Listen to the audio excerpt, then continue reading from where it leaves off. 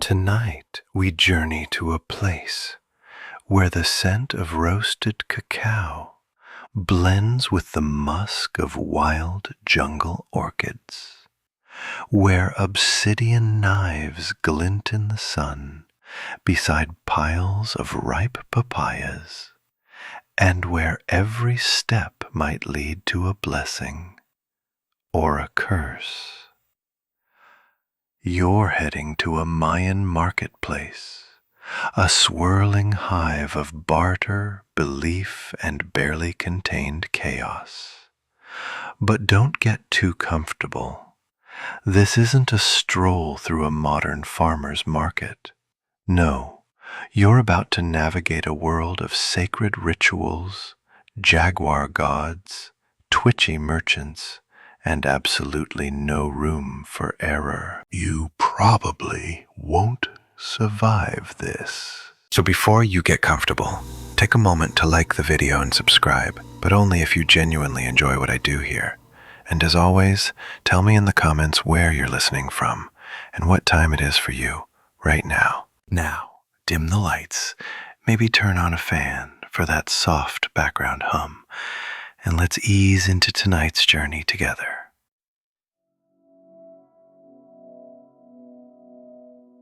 The sky is still wrapped in a purple hush, the moon just beginning to dip below the line of ceiba trees.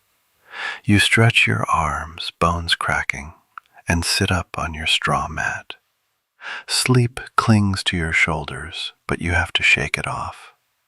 The market opens before the sun is high, and if you want the good trading spots, you need to get moving, preferably before the jungle cats do. Outside, the village stirs. Someone's rooster coughs out a hoarse protest against the dawn. You hear the rustle of woven sandals on packed earth, a low murmur of voices, and the rhythmic splash of a gourd ladle hitting the inside of a clay jug. The elders are already sipping their morning balshe, that fermented honey and bark drink that tastes like sour root beer and makes your face do interesting things. You splash your face from the cool jug set by the door. A cicada chirps, far too cheerful for this hour.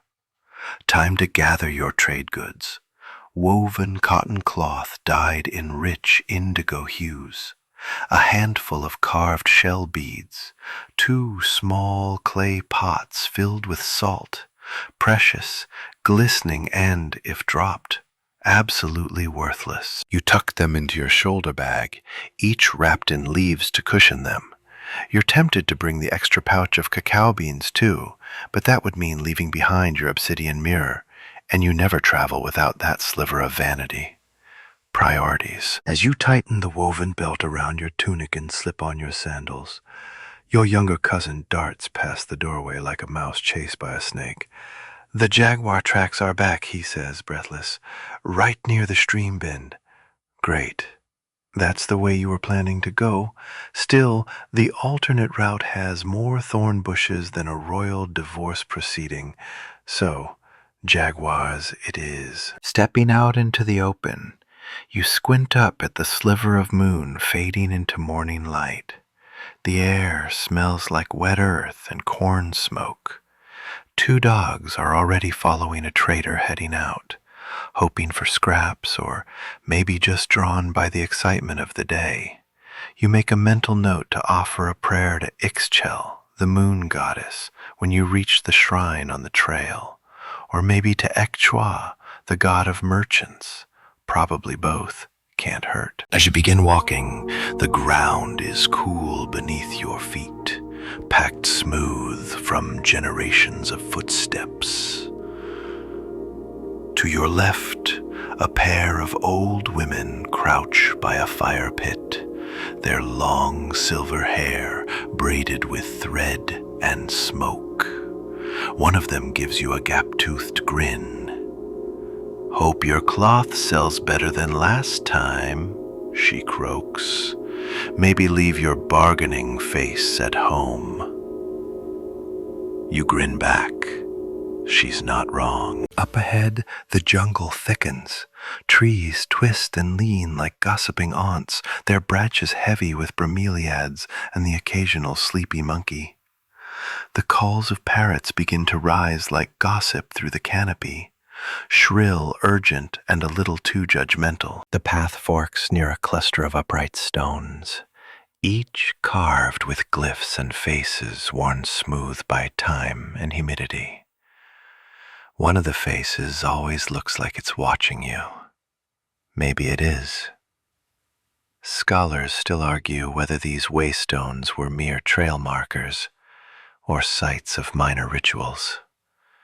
You step around them carefully, whispering a quick blessing in the underbrush, a rustle. You freeze. A long pause. Then a peccary bursts out, snorting indignantly as it barrels past your legs and disappears into the foliage. You laugh, heart hammering.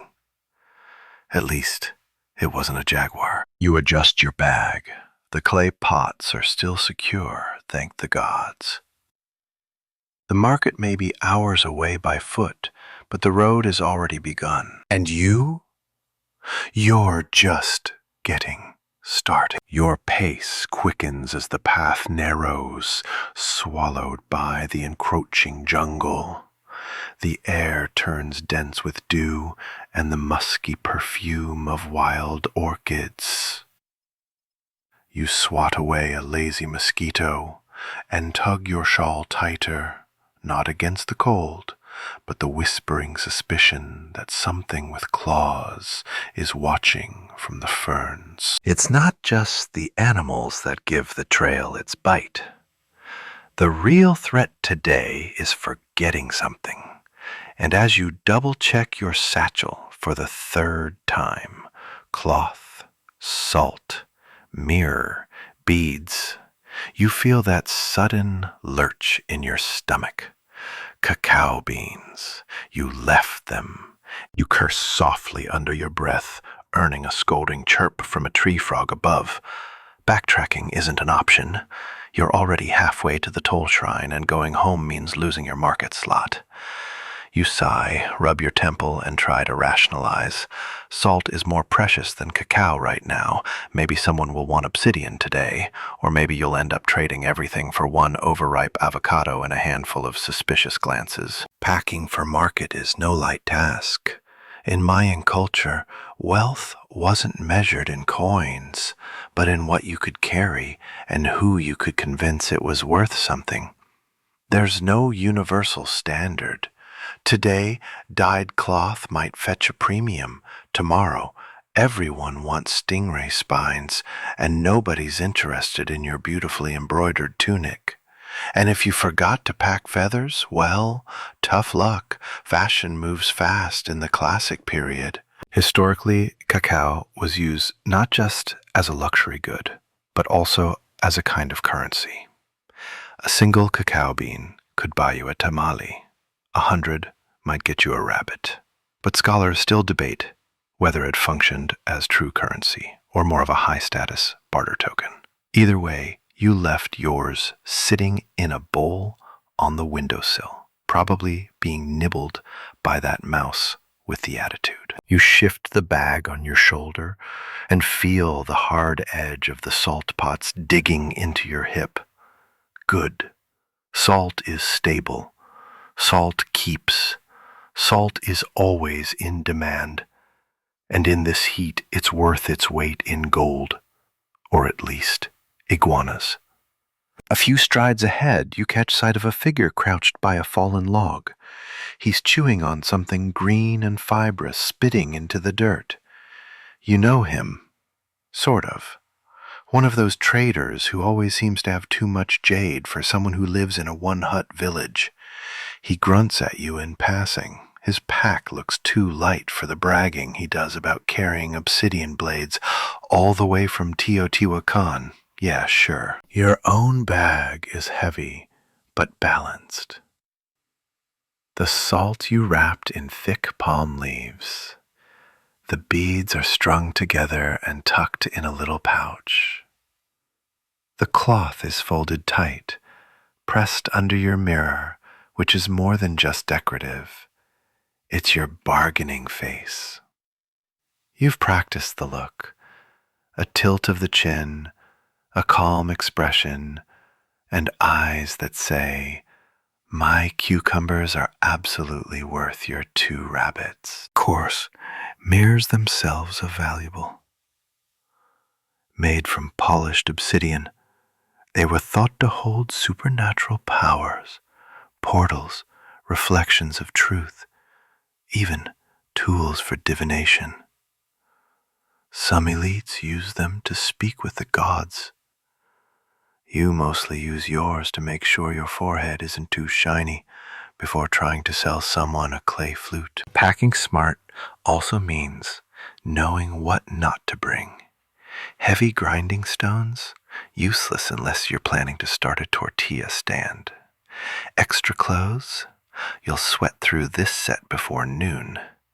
A good knife?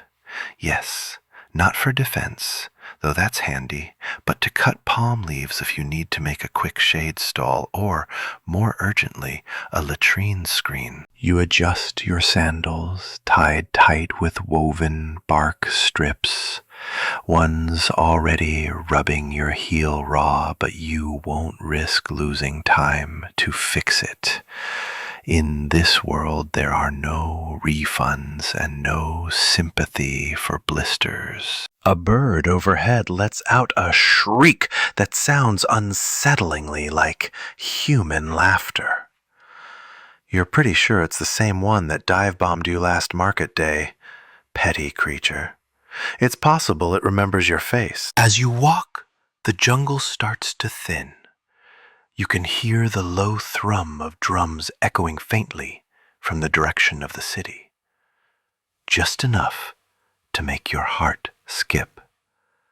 They're prepping the plazas already. If you're late, you'll end up selling your goods between a snake charmer and a guy who smells like fermented fish. Again. You pass a small crossroads shrine, a simple stone slab with a painted glyph of Ekchua, the god of merchants and cacao. You stop briefly, placing a bead on the slab and whispering a request for good trade and minimal drama. It's said he carries a pack just like yours. Maybe his sandals fit better. Even with one item missing, you've done well. You're not carrying raw fish and banana leaves like last week. That didn't end well. You're not trying to peddle jaguar claws without a license. And your salt is fresh. Probably. You press onward. The sun is climbing, the light shifting from soft gold to bright spears piercing the canopy. You wipe your forehead and mutter about the beans again. But the truth is, surviving the marketplace has never been about carrying everything. It's about carrying just enough and knowing how to fake the rest. The jungle path narrows into something more ceremonial than practical. A stony groove chiseled through centuries of tangled roots and foot traffic. The air here is thicker, older, almost reverent. You move quietly now, not out of fear, but instinct. These are the outskirts of sacred ground, where carved stelae lean like forgotten sentinels, and the silence feels like a breath held just beneath the canopy. The road to town isn't just a route, it's a ritual. It winds through layers of myth and memory, each bend echoing with ancestral footsteps. Every step you take is one taken by your great-great-grandmother, who once walked this same trail with salt on her back and curses on her lips. You imagine her trudging along in the same humidity, probably complaining about the price of maize. You follow the path downhill, where the brush thickens again. Ferns slap at your legs, and a vine nearly clotheslines you with comedic timing. You curse, trip, and catch yourself, then pretend it didn't happen. just in case some forest god is watching and taking notes. Up ahead, a clearing opens around a large tree strangled by a strangler fig, nature's version of a hostile takeover. Here lies the first of the skull markers, a real human cranium, bleached by time and moss-kissed, mounted on a low stone pedestal.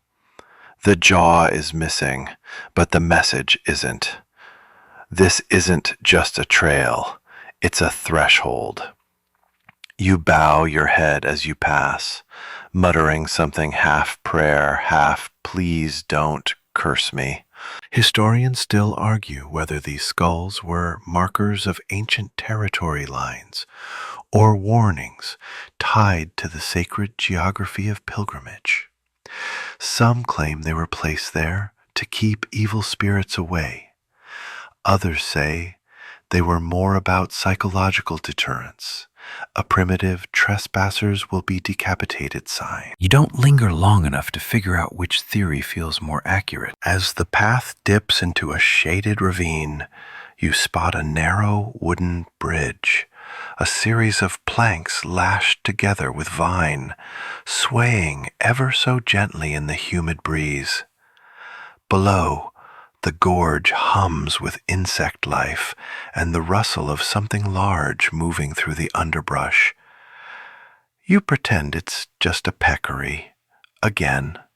Carefully, you step onto the bridge, arms out like a tipsy tightrope walker. The wood creaks underfoot, and for one nauseating moment, a plank gives way beneath your heel. You lurch forward, nearly hurling your satchel into the abyss, but manage to stumble across in one piece. You clutch a tree trunk on the other side, chest heaving. You tell yourself it builds character. The trail now begins to climb again, and with it, your sweat output. Mosquitoes form a low orbit around your head. Somewhere, a howler monkey lets out a scream that sounds like a man being murdered by bees. You do not scream back. You're classy like that. As you pass a tree carved with the curling glyph of chalk, the rain god, you stop to touch the trunk. It's tradition, even if it means risking a splinter. You whisper a quick prayer, not for rain, but for the right amount of rain.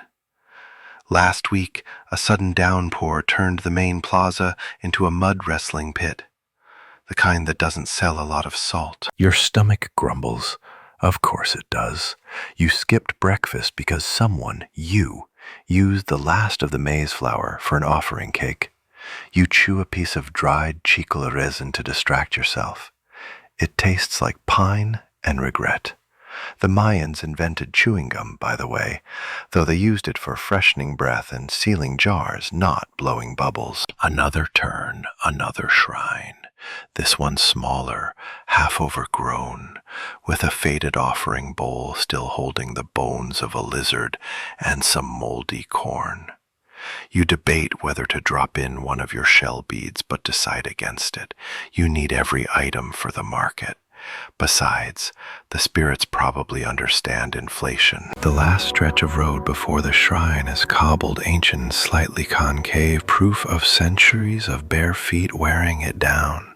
You glance up. Through the breaks in the leaves, the sky is brightening into full morning.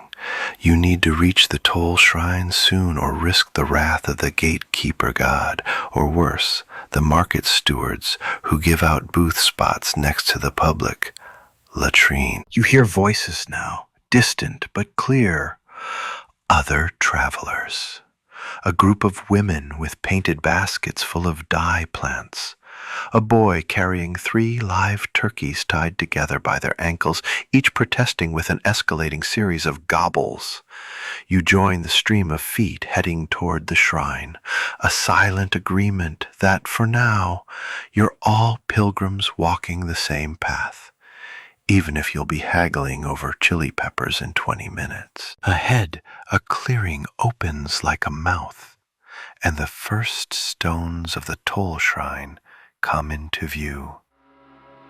Square your shoulders. You've made it through the jungle road for now. The tall shrine rises from the earth like something half remembered from a fever dream, stone-faced and moss-cloaked, with a mouth-shaped archway carved into its front. Two squat pillars flank the entrance, each etched with glyphs faded by centuries of wind, rain, and curious fingers. You swallow hard.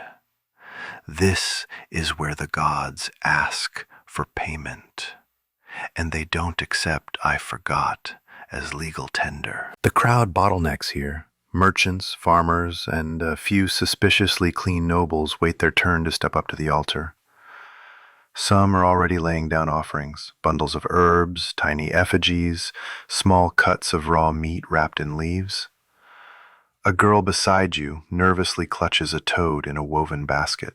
You're not sure if it's an offering or lunch. You rummage in your bag for the least valuable bead, finally settling on a slightly chipped shell disc. You place it carefully in the stone bowl at the altar's base. It disappears into a dark crevice, swallowed by time and tradition. The gods don't say thank you. They never do. Beside the altar stands a man, or possibly a man-shaped scarecrow, draped in jaguar skin, his face painted with vertical stripes that suggest either religious significance or a particularly aggressive house cat. He doesn't speak, just stares.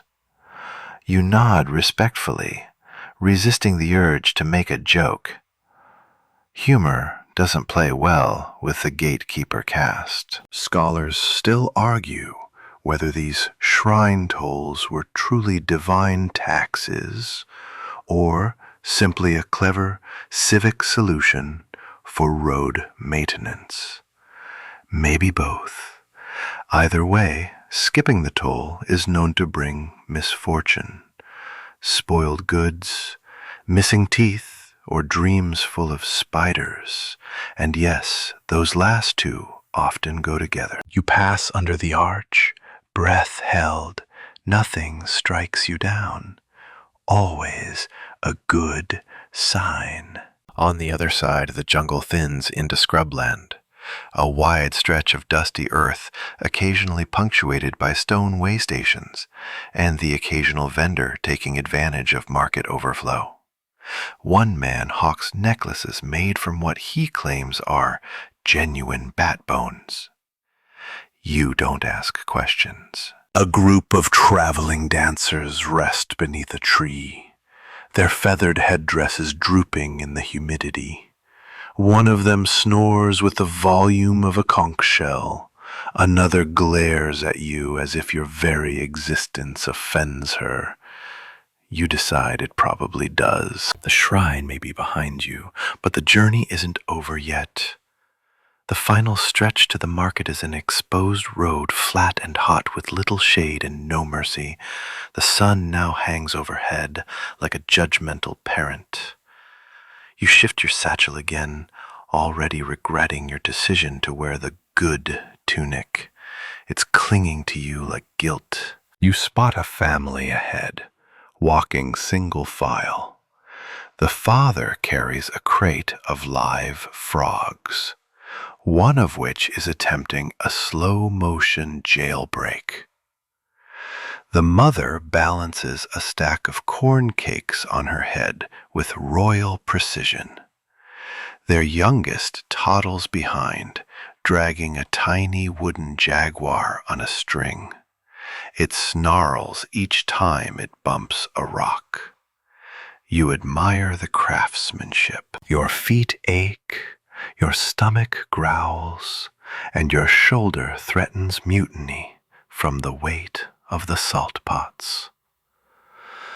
You consider setting up shop right here and selling to the next traveler who passes.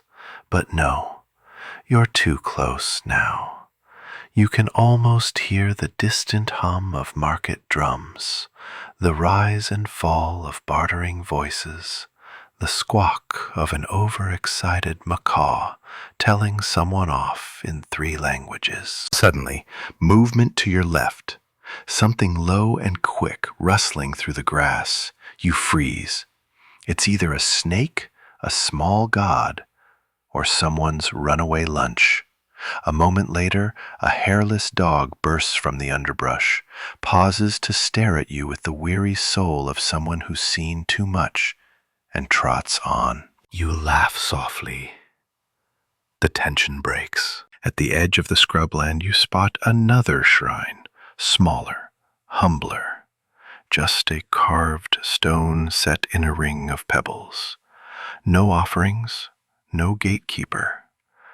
But something about it feels more personal, less ceremonial. You stop. From your pouch you pull one of your salt granules, tiny, glistening, perfect, and place it on the stone. A thank you, not a toll. The wind picks up, a welcome breeze just for a moment. You let it wash over your face and dry some of the sweat from your brow. The road narrows again, this time curving toward a distant smudge on the horizon, buildings, rooftops, the promise of civilization and chaos. You take a breath. The market is near. You hear it before you see it. The low, rhythmic thump of drums rolls over the earth like distant thunder. A conch shell blasts, long and wavering. Then another answers it, each one calling out like a giant's sigh across the horizon. The Mayan city is awake. You crest a rise in the road, and there it is, a sprawl of stucco buildings, stepped pyramids, and thatched stalls, all wrapped in the smoke of morning hearth fires. The market sits like a heartbeat at the city's core, pulsing with people. You catch a whiff of something smoky, spicy, and possibly overcooked. Your stomach grumbles loud enough to earn a glance from a passing boy hauling gourds the size of small pigs.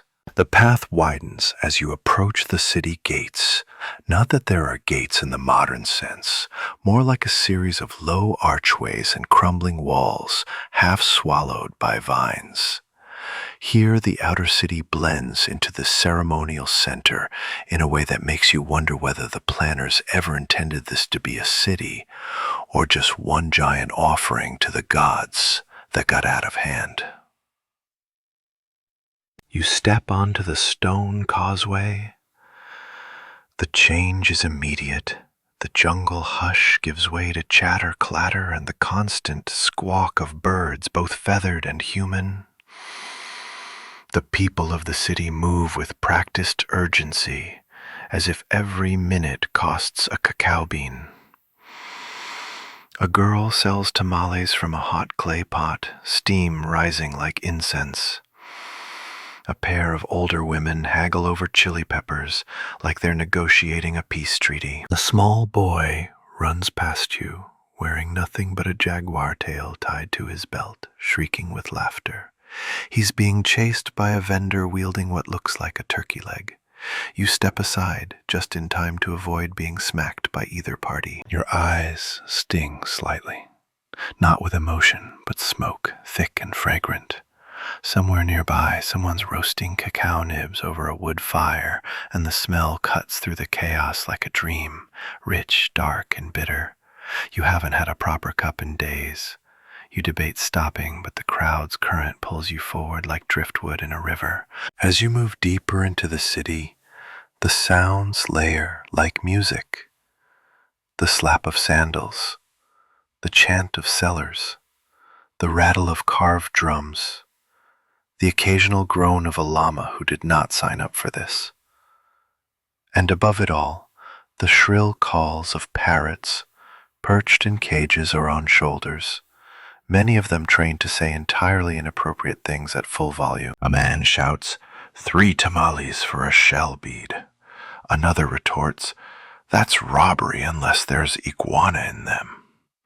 A third yells, "His tamales gave me dreams of the underworld." You're not sure if that's a complaint or a recommendation. You pass a stall stacked high with gourds carved into flutes.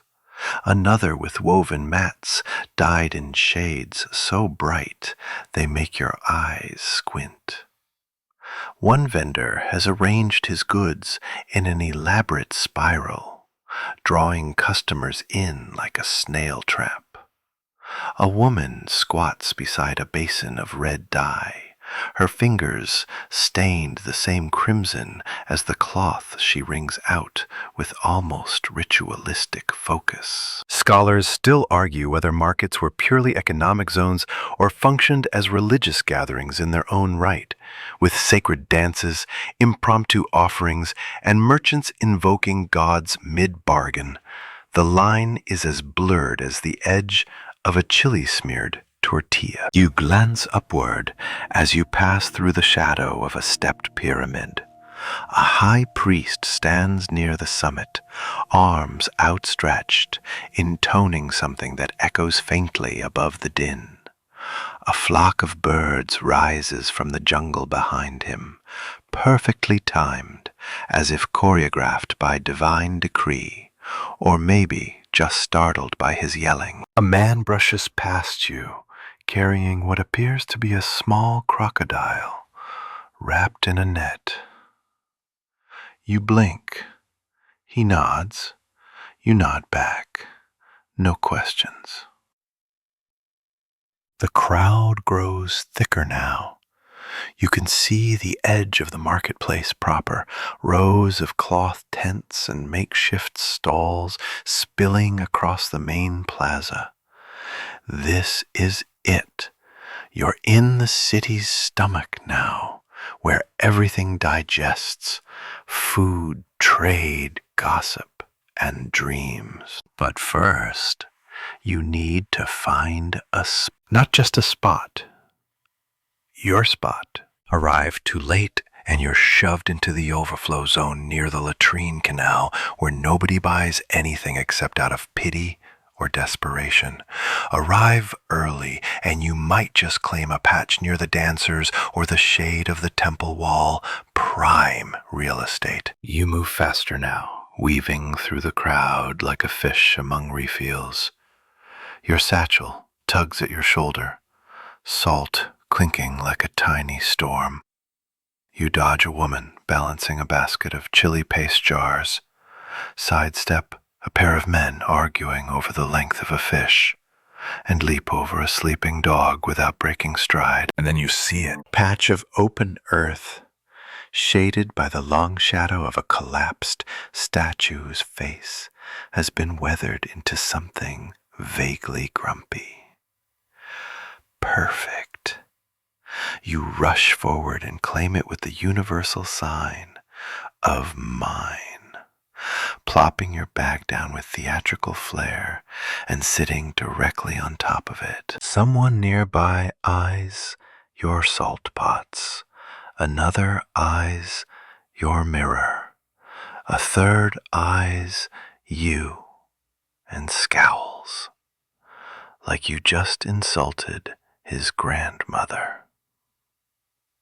Too bad. You made it.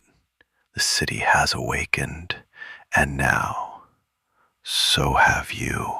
You settle in, dusting off your legs and stretching your spine with a satisfying crack. Around you, the marketplace roars to life, a tidal wave of color, noise, and movement. It's like being inside a pot of boiling stew, thick, steamy, and full of chunks you're not entirely sure you recognize.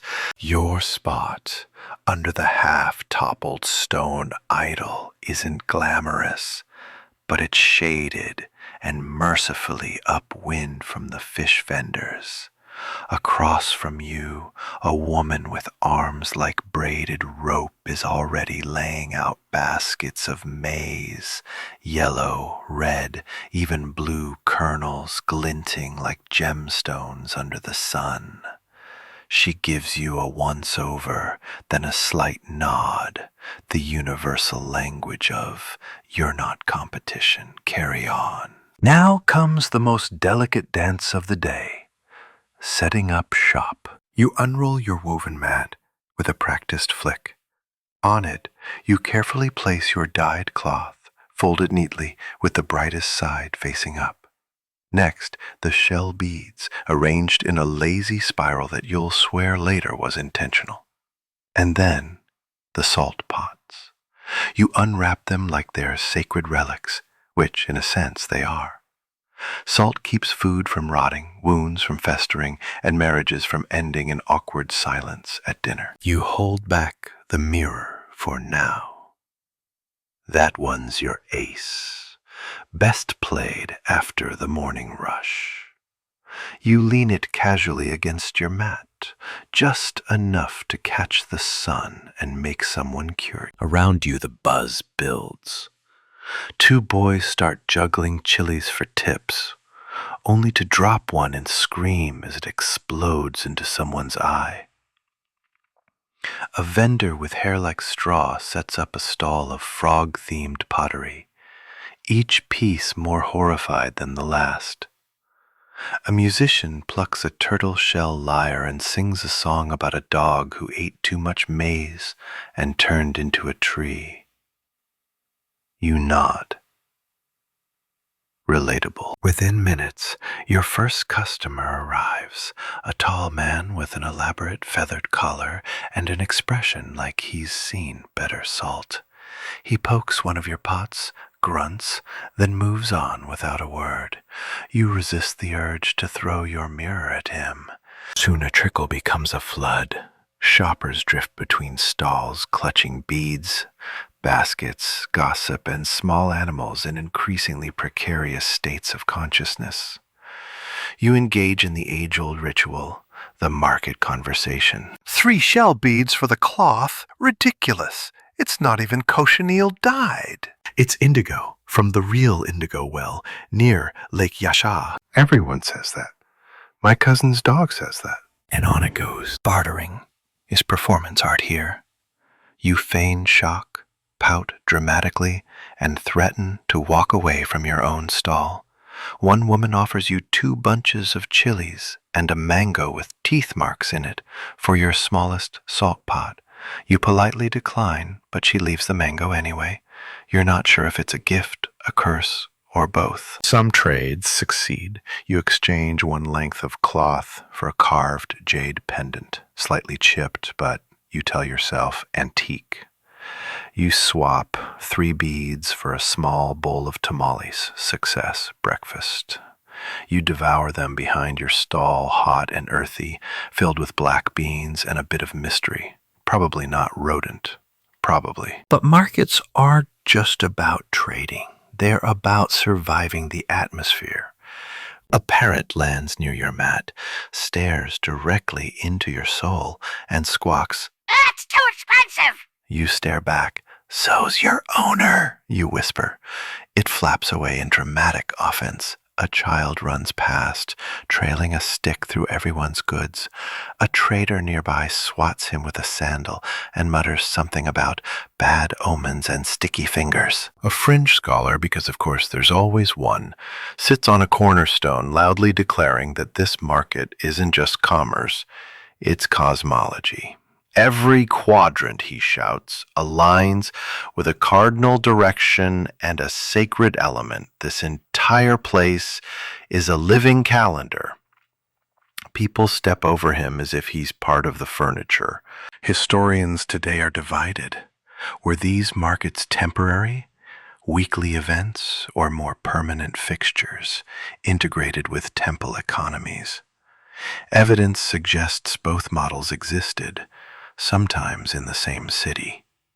You glance around at the tightly packed chaos and wonder how anyone could tell the difference. Then, music. A group of dancers emerges from the plaza's center, barefoot and beaded, their limbs painted with curling red symbols. Drums beat in tandem with their steps. A circle forms.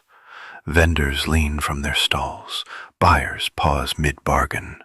Even the parrots fall silent. The dancers begin their ritual.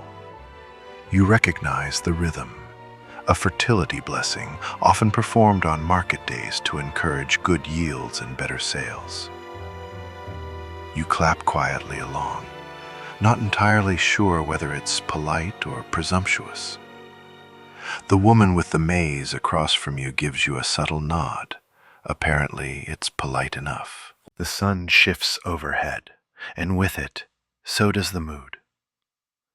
A breeze kicks up. Somewhere nearby, someone knocks over a basket of fermented corn cakes. The smell is memorable. But for now, you're alive, you've traded, and your mirror's still clean. You made it through the morning maelstrom, but afternoon is coming, and that's when things get really weird. The sun climbs higher, dragging its long, sweaty fingers across the plaza. You squint upward. The light is harsh now, flattening colors into bleached-out versions of their morning selves. Shade becomes a form of currency.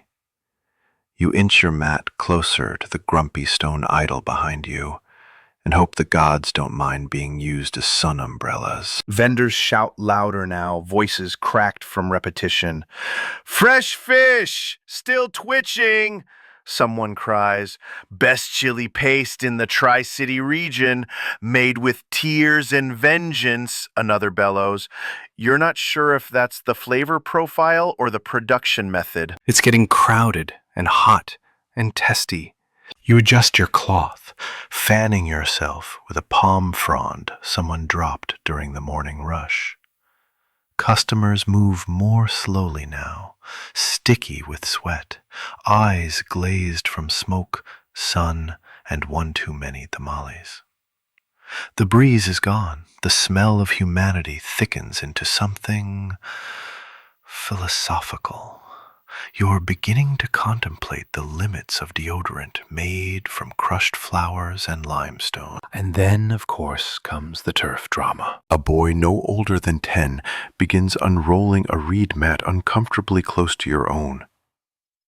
He looks up at you, expression a perfect blend of innocence and challenge.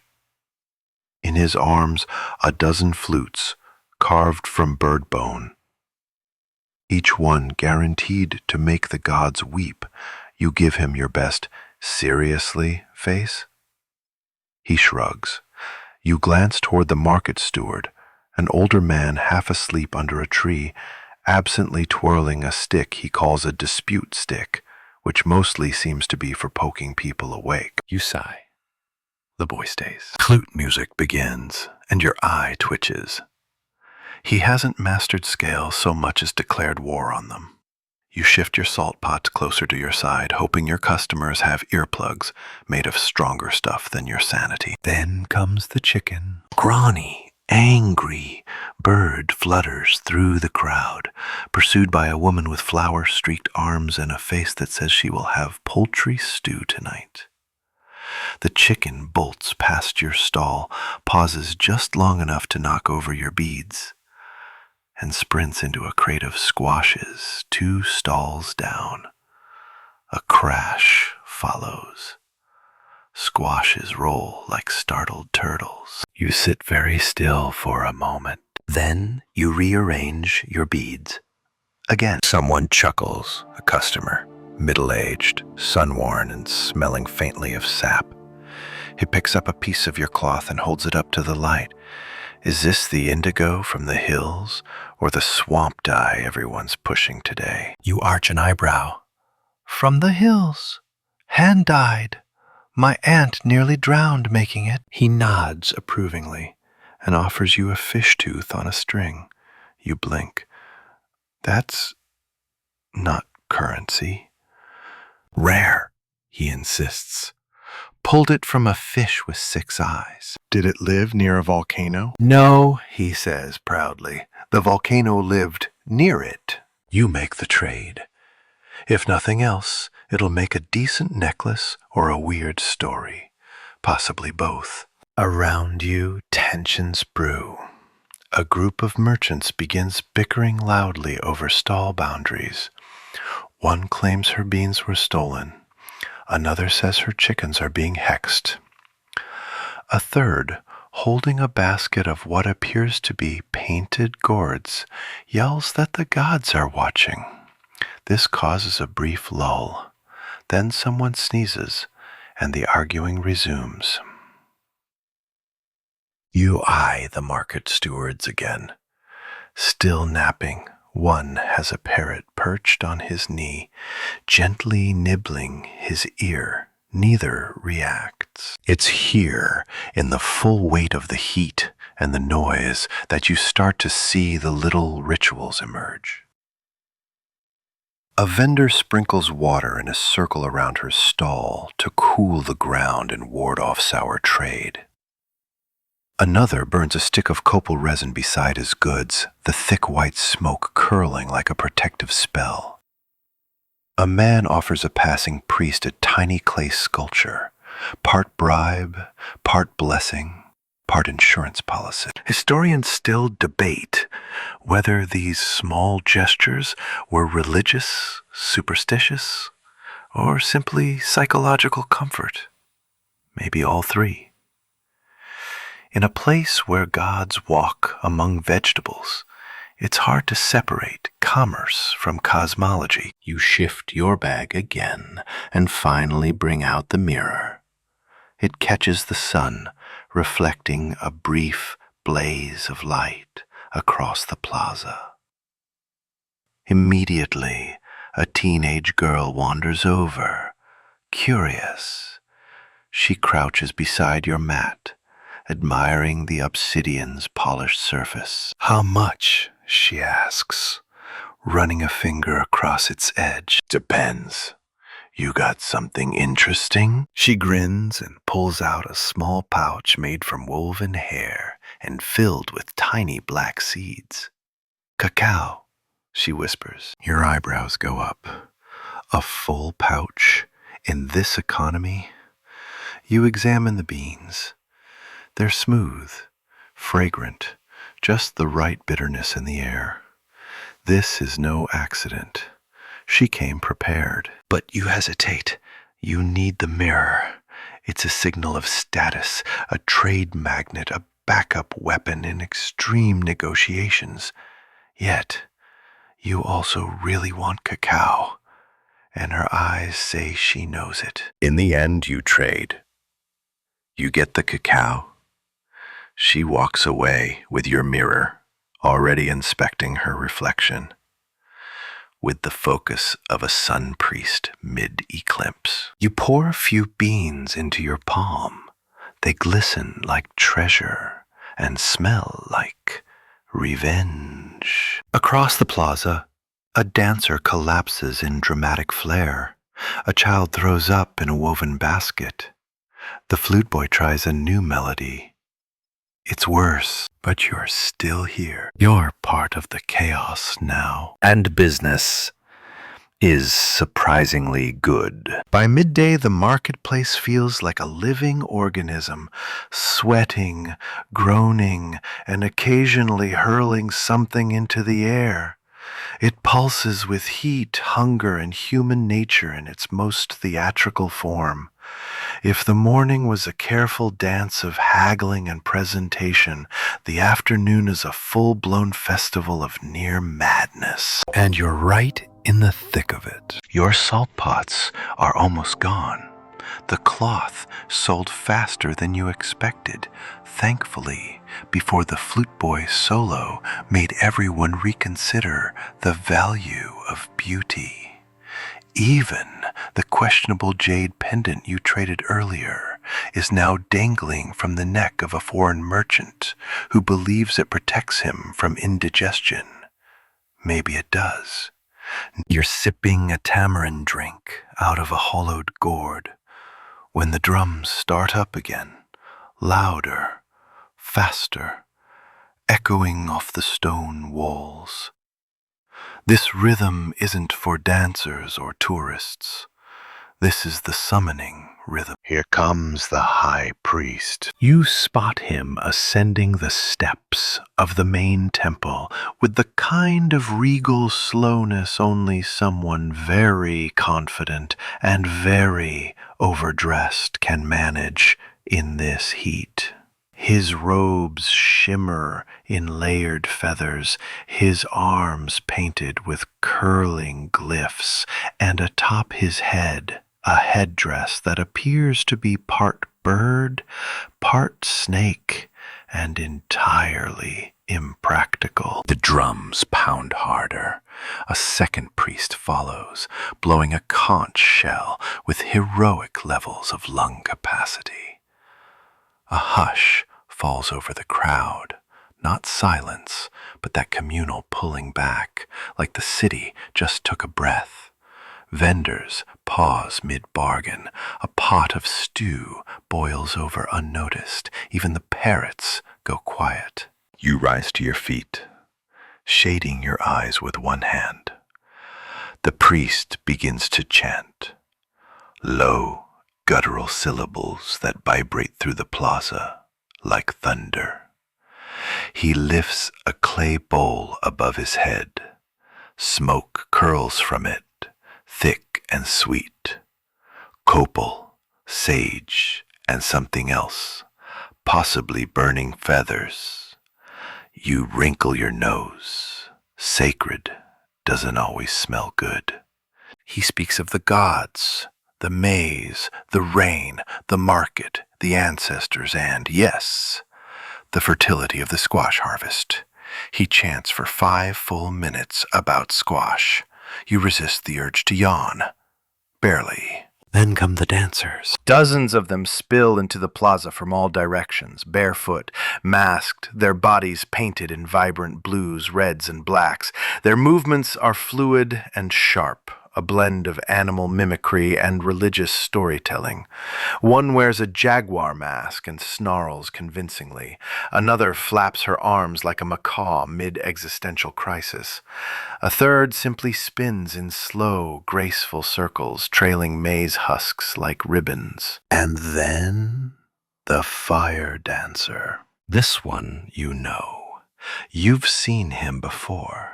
A wiry man with soot-blackened feet and an expression that suggests he either knows something divine or hasn't slept in 3 days. He lights his torches from the altar fire, spins them with frightening elegance, and proceeds to do what fire dancers do best, make you forget about your thirst, your aching feet, and the possibility of spontaneous combustion. It's hypnotic. And just when you think it can't get better, he throws the torch high into the air, catches it behind his back, and lets out a scream that could wake the dead. Which may, in fact, be the point. A few younger kids burst into tears. One vendor faints. You keep your face neutral, impressed but not too impressed. Market cool is a thing. Then the priest announces a blessing. For the sellers, the buyers, the gods of maize, and the spirit of trade itself.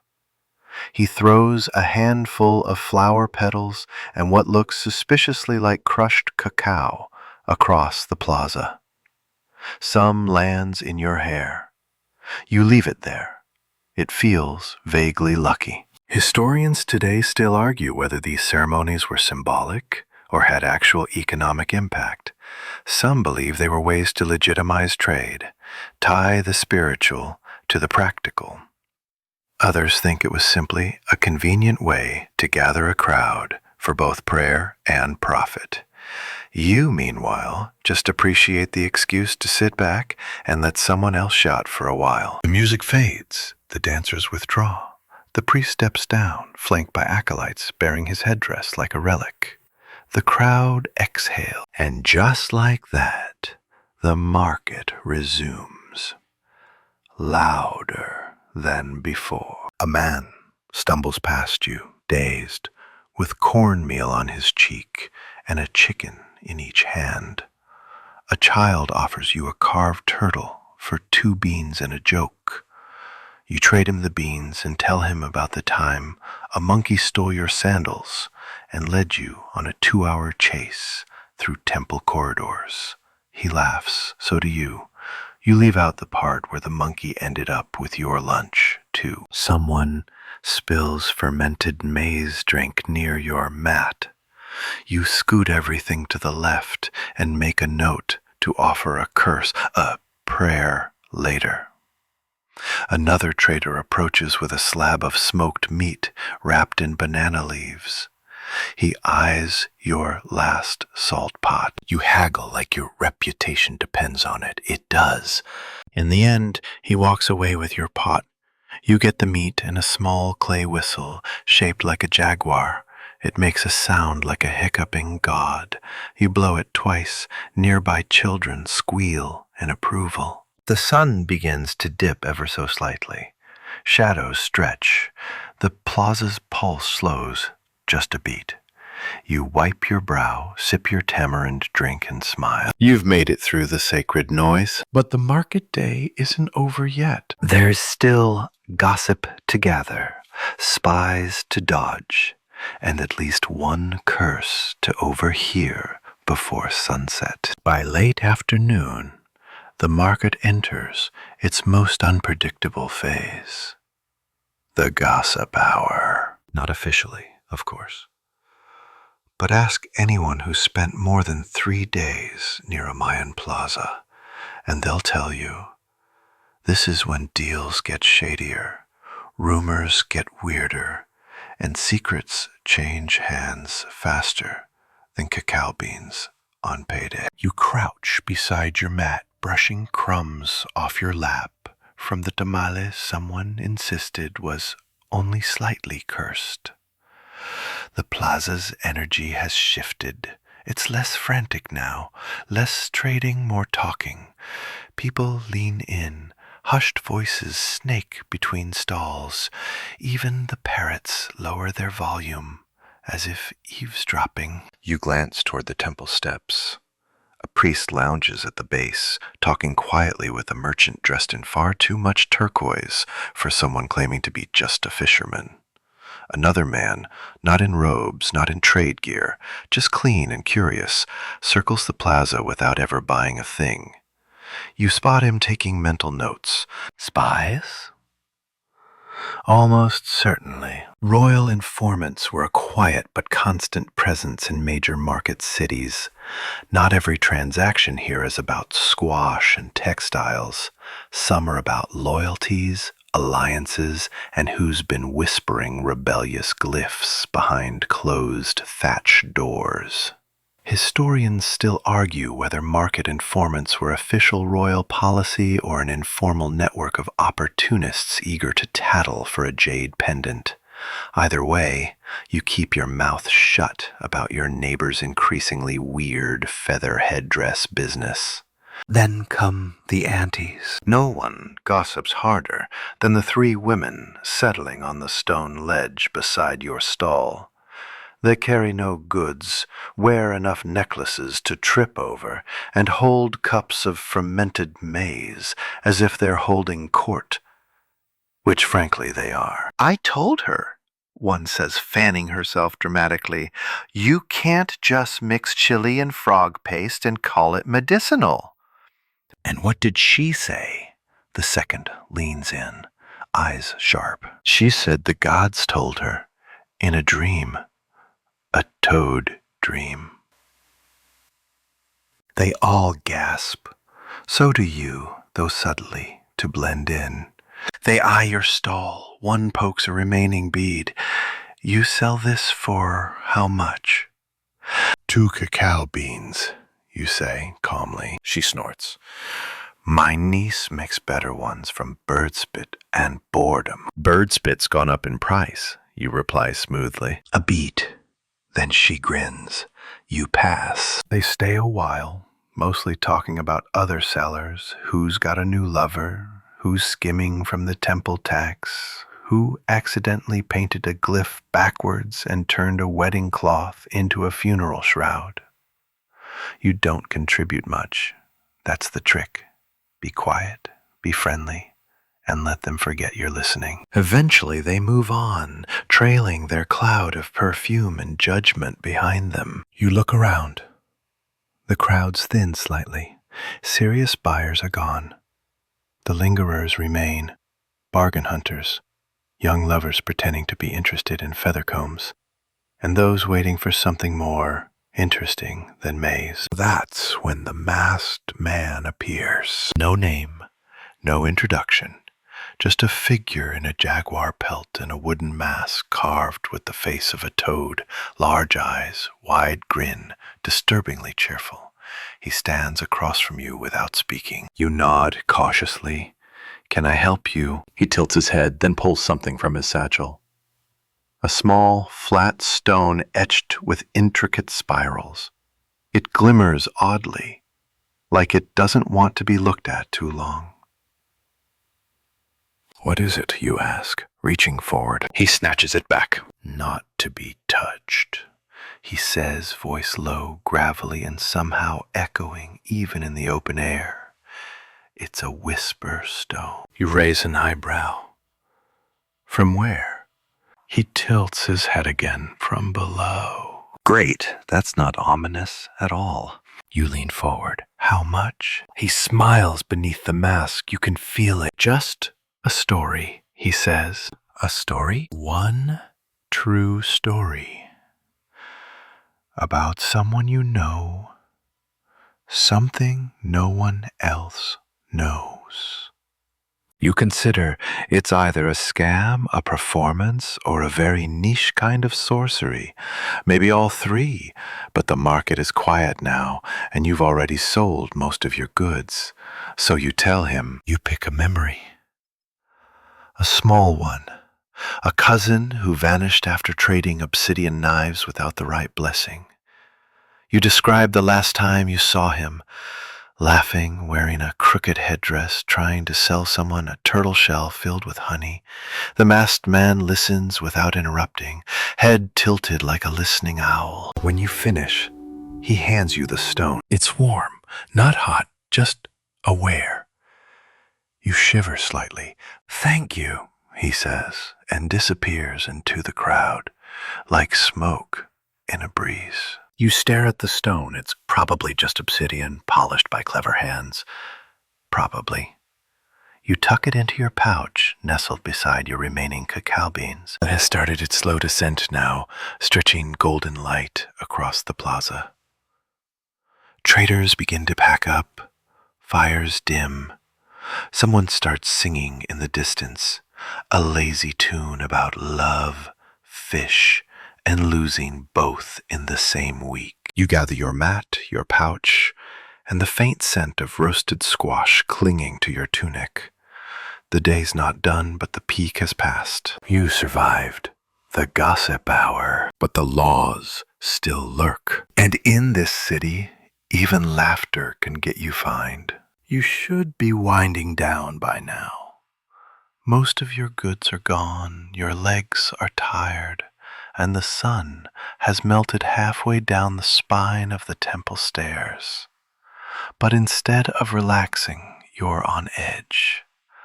Not because of some masked sorcerer or flute boy's ninth encore.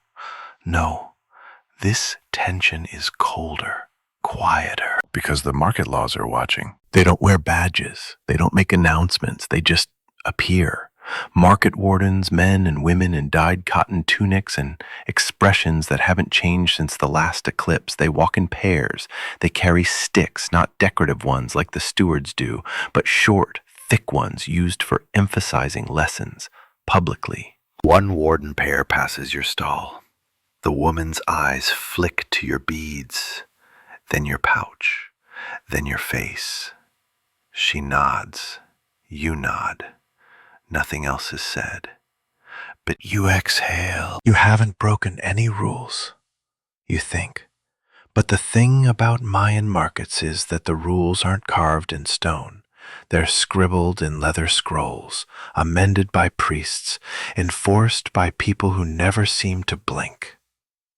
One wrong move, a dishonest trade, an insult disguised as a joke, or even a poorly phrased blessing, and the consequences range from public humiliation to being barred from market, or worse. A few stalls down, you hear raised voices. You turn subtly. A young seller, face red, hands shaking, is arguing with a customer, something about mismatched weights. The customer, older, smug, points at the wardens. Uh-oh. A warden approaches. Fast. No nonsense. She picks up the trader's weight stone, examines it, and, without a word, drops it on the ground. It splits clean in two, hollow inside. The young trader goes pale. The warden holds up the broken stone, and the plaza quiets like a drawn breath.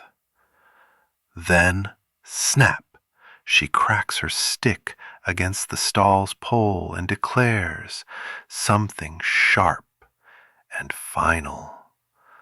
The crowd mutters. A leather scroll is unrolled. The boy is made to kneel. A scribe writes his name, slowly, dramatically, onto the list of cheaters. Not quite exile, but a scarlet letter in bureaucratic form.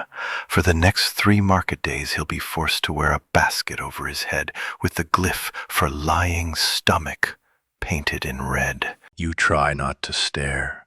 You also try not to laugh. It's a serious moment. And besides, next time it could be you. You once tried to pass off rabbit bone as jaguar. Never again. Punishments like this weren't uncommon. Mayan cities had robust legal systems, often enforced by scribes and market judges who could write faster than most people could lie. Historians still argue how widespread or centralized these laws were. Some evidence points to a localized stall-by-stall justice system, others to formal courts operating within temple precincts. Across the plaza, a woman begins singing a lullaby as she packs her unsold gourds. A child echoes her from behind a stall. The mood softens, the tension slips slightly. Even the wardens fade back into the crowd like owls into shadow. You begin to pack your own things. What's left? The whisper stone, the jaguar whistle, a pouch of cacao, and a few odd trade trinkets. Not bad, not great, but safe. And above all, legal. As you fold your mat, someone clears their throat behind you. It's the merchant with a frog paste chili combo, holding a bundle wrapped in banana leaves. She gestures for a trade. You raise an eyebrow. She unwraps it carefully. Inside is a scroll of cured deer hide, painted with glyphs so small and intricate you almost mistake them for embroidery. It's a market contract, not a fake one, a real one, bearing the mark of a nearby city-state. The glyphs shimmer faintly from the dye, cinnabar, maybe even crushed shellfish ink, valuable, dangerous. You hesitate. She offers it in exchange for your whisper stone. Now that's interesting. Technically, you shouldn't be trading documents across city lines. There's a rule about that. But the laws are fuzzy when it comes to mystical stones with questionable origins, and no one's watching that you know of. You nod. Hand her the stone. She smiles, slips the scroll into her tunic, and walks away, whistling the jaguar song. You watch her go. Was it worth it? Who knows? You wrap the gourd of tamarind drink tighter and tuck your goods into your satchel. The sun now kisses the tops of the tallest pyramids. Golden light casts long shadows, and the plaza begins its gentle exhale. One more toll to pay. One more shadowed road home. But before that, you turn back for one last look at the stone idol who kept you company all day. Still grumpy, still perfect. You made it through the lawmen, the lies and the legal scrolls. But the sky's changing, and here comes the rain. It begins with a breeze, light and playful, like the jungle teasing your neck with a cool whisper. You pause, squinting at the sky. The clouds are gathering fast, thickening like stirred maize dough. You know that smell, the sharp green tingle of incoming rain. So. The marketplace begins to shift from commerce to survival. Vendors scramble to cover their goods, stalls become ships in a sudden storm, and the parents start swearing with remarkable vocabulary. You tie your satchel shut, double-check the cacao pouch, and loop your mat under your arm. Then the first drop hits. Massive, heavy, like someone up there just dipped their finger in the sea and flicked it down at you. You run. The rain doesn't fall. It erupts. Warm sheets of water slam into the plaza, bouncing off stone and cloth alike. It drums on rooftops, hisses in cooking fires, and turns the dry market floor into a squelching mess. Already someone is slipping in a puddle of tamale filling. You dart under a nearby awning, a reed mat hung between two carved poles, and land beside a woman already drenched, but still fiercely guarding her basket of dyed feathers. She gives you a glare that says, "I got here first," but doesn't shove you out. You take that as hospitality. Rainstorms this time of year aren't rare. In fact, the Maya expected them. The god Chak, bringer of rain, was both feared and worshipped. His symbol often carved with goggle eyes and a lightning axe. Farmers loved him, vendors less so. Looks like he's angry today, the feather seller mutters, wringing out her tunic. You nod. All drunk? She snorts. Around you, chaos becomes comedy. A merchant tries to cover a pile of ceramic jaguar figurines with his own cloak. Another uses a paddle-shaped tortilla griddle as an umbrella. The flute boy is still playing, though the notes are more waterlogged than usual. Honestly, the rain improves his pitch. A trader with a frog mask sprints past, one sandal lost, shouting something about his scrolls turning into soup. A child gleefully dives into a puddle, only to realize his mother is watching. The chase that ensues is legendary. You watch it all, huddled beneath the awning, shoulder to shoulder with strangers who are suddenly friends by necessity. For a moment, the entire market pauses, together. There's nothing to buy, nothing to sell, only the shared absurdity of being human in a divine downpour. And then, as suddenly as it began, it stops. The sky exhales. The storm passes. Steam begins to rise from the plaza stones like the breath of a sleeping god. Water trickles down temple stairs. You step out from the awning and into the glittering aftermath. Your feet squish in your sandals. Your mat is damp. Your hair, let's not talk about it. But somehow, it's beautiful. Colors seem sharper. The indigo cloth flutters like a flag. The parrots shake off their feathers with dramatic flair. The smell of wet maize and hot earth fills your lungs. For a moment, even the idols seem cleaner, as if the gods themselves needed a rinse. You move through the aftermath, careful of puddles that may be deeper than they look. Traders are already emerging from their shelters, checking their wares, shouting to one another with renewed energy. A group of youths try to restart a fire with damp twigs and determination. You glance at your satchel. Everything is still intact. Your cacao beans, the jade pendant, the mysterious scroll, even your jaguar whistle survived. though it's currently making a noise somewhere between a sneeze and a protest. At the far end of the plaza, a man with a large conical hat lights a torch and begins waving it in broad figure eights. A signal. The rain may have disrupted things, but the market isn't closing just yet. Not when there's still trade to finish. You follow the motion of the crowd, now looser, warmer, connected by the shared storm. Someone offers you a tamale.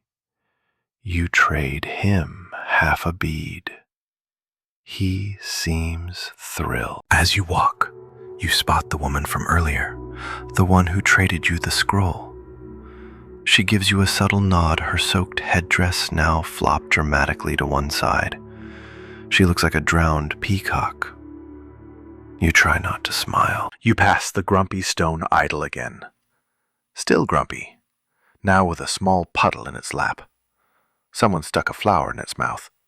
Probably the aunties. You take one last look at the plaza. Rain slicked, echoing, still alive. You've survived the storm, but as the sun begins to sink behind the temple towers, the stranger part of the market begins to unfold. Twilight trades, curses passed in whispers, and one final deal that might not be a deal at all. Evening slides into the plaza with a grace the daytime never bothered to attempt. The sun lingers, stretched thin and gold across the temple roofs, painting long shadows between the stalls. A hush falls, not the quiet of sleep, but the expectant pause before something strange. This is twilight trading hour. You've heard of it. Every market has one. Not official, not announced, but when the regular buyers go home and the children are corralled, a different kind of commerce begins. The goods are rarer, the rules fuzzier, and the prices, well, they often have nothing to do with cacao beans. You stay seated by your stall remnants, watching. A woman with eyes like obsidian, and the shawl that moves as if underwater, glides past, trailing a scent of crushed marigolds and mystery. She sets up no mat, she places no goods, she merely waits.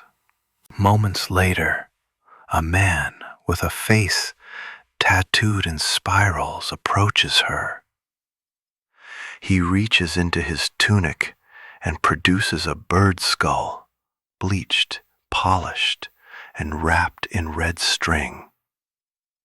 She examines it, nods, reaches into her own pouch, and returns a tightly bundled leaf packet, which he takes with reverence and no words. He bows. She vanishes. Okay, then. You shift in your seat, pretending to reorganize your beads, but mostly you're watching. Others are, too. A man with a limp and a jaguar tooth earring. A pair of twins who move in perfect sync. A child no older than 8 whose eyes are far too old. A vendor 2 stalls down begins unpacking her second goods, items she didn't display earlier. Obsidian blades, small flasks of ink made from squid, a pouch that jingles like bones. Her customers speak softly, pay quickly, and never linger. A woman approaches you. Her tunic is plain, but her hands are ink-stained, her fingers twitching like they're used to writing in air. She squats beside your mat, not touching anything. You still have the scroll, she says, voice like papyrus rustling. You tense slightly. I do. Do you know what's written on it? You hesitate. No, do you? She smiles. Yes, but knowledge is more expensive than cacao. You raise an eyebrow. What's the price? She pauses, then looks down at the jaguar whistle on your mat. That, she says. You blink. The whistle? It makes a noise like a sneezing god. She smiles again, wider this time. Exactly. You laugh. Fine. You pass it to her.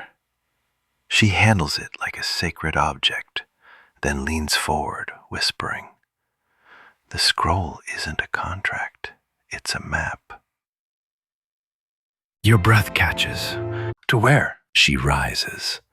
Not where. When. And just like that, she's gone, vanished into the dust crowd with your ridiculous whistle and more cryptic energy than 10 priests and a monkey combined. You sit there, stunned. Then you look at the scroll again. The glyphs shimmer slightly in the fading light. Not in any magical way, just the way good ink does when it catches the gold edge of sunset. Still, you wonder. This is twilight trade at its best. No receipts, no refunds. No one really sure who bought what from whom. Historians still argue whether these trades were remnants of older rituals, proto-mercantile spirituality, or just humans doing what humans do best, making meaning out of mystery. But if you've learned anything today, it's that the line between sacred and shady is thinner than a tortilla. You pack up the rest of your things slowly now. The market is emptying. Fires are being lit, small ones in clay braziers, more for glow than heat. Somewhere a man begins to sing a low tune about love lost at sea and the fish that took his sandal. It's sad and weirdly catchy. You pass by the fountain at the plaza's edge. It's dry now, the stone basin lined with coins, feathers, petals, tokens from earlier offerings. You drop in one of your last beads, not for the gods, just tradition. The sky has slipped into a velvety blue. Stars prick through like eyes of forgotten ancestors. You adjust your satchel, lighter now, familiar. As you turn to go, someone calls out from the shadows. You pause. It's the flute boy. Hey, he says, holding out something small wrapped in cloth. You approach cautiously. He unwraps it to reveal your mirror, the one you traded for cacao. It's been polished, repaired. Lady said to return this, he shrugs. Said you'd need it. Someday. You stare at it, then at him. Did she say why? He shrugs again, grins, and vanishes into the alley with the confidence of someone who knows his flute will haunt dreams tonight. You hold the mirror. It catches a star and throws it back at the sky. Twilight trade is ending. Night is coming. But the real weight of the market? That waits in the dark, at home, when you count your gains and wonder what, exactly, you've brought back. By the time you leave the plaza, the city has changed clothes. Gone is the frenzied market garb. No more shouting vendors, flapping cloth, or dancing gods. In its place, the city wears shadows. Lanterns flicker from doorways. Distant drums echo like memory. The streets are quieter now, but not silent. No Mayan city ever truly sleeps. It just mutters to itself in a different tone. You walk with purpose, your satchel heavier with mystery than merchandise. Most of your goods are gone. What you carry now is a patchwork of oddities and half-trades, a scroll that might be a map or a prank, a mirror that returned on its own, and a pouch of cacao beans that whisper comfort with every step. You pass through an archway carved with the face of Itzamnaj, the sky god. His mouth opens over the road, and you duck instinctively, even though you've done this a dozen times. Just respect.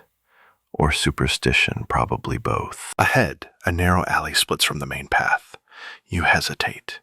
It's shorter, darker, supposedly haunted by the spirit of a jealous potter who lost his wife to a shell bead salesman. You take the long way. You're not in the mood to explain yourself to a ghost tonight. You're almost to the outskirts when you hear a voice, low, intent, barely above the hush of the city walls, cooling under the night. Traitor. Wait. You stop. From the shadows emerges a figure, hooded, robed, with fingers adorned in rings made from bone and copper. Not a beggar, not a priest, something in between. He walks with the certainty of someone who believes you've already agreed to whatever he's about to propose. He doesn't introduce himself, just gestures to a small clay box in his hands. For you. You take a step back. I don't have anything left to trade. It's not a trade, he says. That doesn't help. He opens the box. Inside, a folded piece of bark paper, marked with glyphs, so fresh they still smell like ink. You recognize one of them. It matches the scroll in your satchel. Someone wants you to follow this, he says. Who? He smiles. That depends. Do you want the version with gods or the version with politics? You don't answer. Instead, you reach slowly into your satchel, pull out the whisper stone, and hold it up. His smile fades. You still have that, he mutters. You gave it away, didn't you? You nod. He nods too, once, as if confirming a calculation in his head. Then take the map, he says. And don't delay. Things are shifting. Cities don't last forever. He tucks the box back under his robe and disappears before you can ask what that means. You stand there for a moment, heartbeat louder than the distant drums. You should go home. You want to go home, but now your satchel holds something heavier than goods. Something that might not wait for another market day. You turn back toward the main road, passing torchlit courtyards and the fading hum of lullabies sung to tired children. You pass a boy dragging a cart of unsold flutes, his shoulders slumped in quiet defeat. You offer him a cacao bean. He brightens, plays a note on his least squeaky flute as thanks. Near the temple wall, a mural stretches high into the night sky, depicting the gods trading stars in a celestial market. One god gives up the moon for a jaguar. Another sells his own shadow to keep the sun burning. You've passed this mural 100 times, but tonight it feels like it's looking back. As you walk, you think about everything you carried into that market this morning. Goods, assumptions, goals. And you think about everything you're carrying out. Secrets, stories, maybe something sacred, maybe something stolen. Historians still argue whether Mayan marketplaces were truly about trade, or whether they were just elaborate rituals of transformation. Places where identities shifted and destinies were bartered for like bananas. They argue whether power lay with the priesthood or the traders, with the kings or the people whispering under awnings. You think they're missing the point, because at the end of the day, or the end of a storm-soaked, parrot-haunted, whisper-dealing day like this, it's never just about trade. It's about what you become in the act of trading. The person who left your house this morning, they wouldn't have taken the long way home. They wouldn't have that scroll, that stone, that mirror that came back. They wouldn't be wondering if tomorrow is for selling or for following. You look up. The stars blink. The wind shifts. And somewhere far beyond the city walls, the map in your satchel starts to hum. You leave the city behind, under a quilt of stars. The road home is softer now, washed by rain and padded by wet leaves. The jungle murmurs around you, frogs croaking like tiny percussionists, crickets sawing at the silence, and the occasional low call of a night bird that sounds suspiciously like a bored god clearing his throat. You walk carefully, your feet slipping a little on the damp path, your satchel pressing warm against your hip. In it, cacao beans rattle gently beside the scroll, the mirror, and that odd feeling you can't name yet. Not quite dread, not quite excitement. Like the moment before a thunderclap. You're not alone on the road. A few late traders move ahead of you, silent shapes with heavy bundles. One carries a bundle of reeds, another a basket sloshing quietly with what smells like pickled squash. You nod as you pass each other, the unspoken agreement clear. No one talks after twilight trading, not until you reach your own doorstep. The trail forks at a cluster of carved stones, familiar and strangely comforting in their mossy permanence. You take the left fork, shorter but darker, and light your torch with flint. The fire sputters, catches, casts dancing shadows that flicker across the jungle undergrowth. You pause just before the turn near the stone shrine, the same one you passed this morning. You had left a salt crystal there, small, glittering. It's gone now. In its place, a single black feather. You blink. You look around. No one, no bird, just the jungle, still and watching. You pocket the feather. Further ahead, you reach the river crossing, a narrow wooden bridge strung with vines that groans beneath your weight. You cross slowly, the torchlight glinting off the water below. For a split second, you imagine something moving just under the surface, long, sinuous, uninterested in trade. Not tonight, you whisper and press onward. The air here is cooler, touched by water and moonlight. You pause on the far side, set your torch into a crook of stone, and crouch by the riverbank. You splash your face with water, cold, clean, sacred. Beside the stream, someone has left a small offering. 2 cacao beans and a carved shell. You add a bead from your pouch, just to be safe, or generous, or because you can't quite shake the sense that tonight everything you do echoes louder than usual. You sit on a rock for a moment, letting the night settle around you. You're exhausted, yes, your legs ache, your back twinges, you're soaked in rain, sweat, and at least 2 flavors of tamale steam. But underneath that is a current, something humming along your skin. The scroll. You pull it out, gently, unwrapping the leaf bundle. In the firelight, the glyphs shimmer again, less like ink, more like reflection. You don't know what it says, not yet. But it feels less like a message and more like a door. The mirror reflects your face, but tonight it's a little unfamiliar. You look older than this morning, or wiser, or like someone who knows what it costs to buy a whisper. You tuck everything away and rise. Your house is just beyond the next grove, nestled in a thicket of banana trees and whispering palms.